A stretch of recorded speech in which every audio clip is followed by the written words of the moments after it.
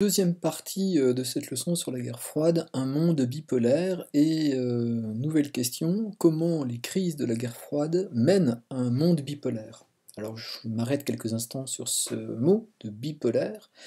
En fait, cela signifie que durant cette période de la guerre froide, on peut considérer que le monde est organisé autour de deux nouveaux pôles, qui sont plus un pôle nord et un pôle sud géographique, mais deux pôles géopolitiques, les deux superpuissances que sont les États-Unis et l'URSS. Donc nous, on a vu que l'Europe est effectivement organisée autour de ces deux pays, mais maintenant on passe à l'échelle du monde.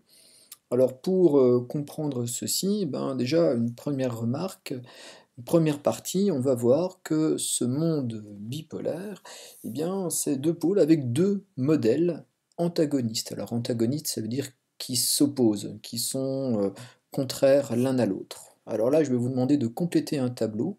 Alors, le voici, ce tableau, où on va confronter justement la vision des États-Unis et celle de l'URSS. Et je vais vous demander de relever les éléments dans votre livre. Vous avez un dossier sur ce sujet-là, page 96, documents 1 et 2. N'oubliez pas de noter la date des documents. C'est une année, vous verrez, qui a du sens pour la guerre froide. Et puis après, je vais vous demander, eh bien, pour chaque document, de me dire qui est l'auteur, quelles sont les valeurs et les principes auxquels il se rattache, et comment on peut appeler son système politique. Enfin, vous me direz ce qu'il reproche à l'adversaire, et enfin le nom qu'il donne au système de l'adversaire.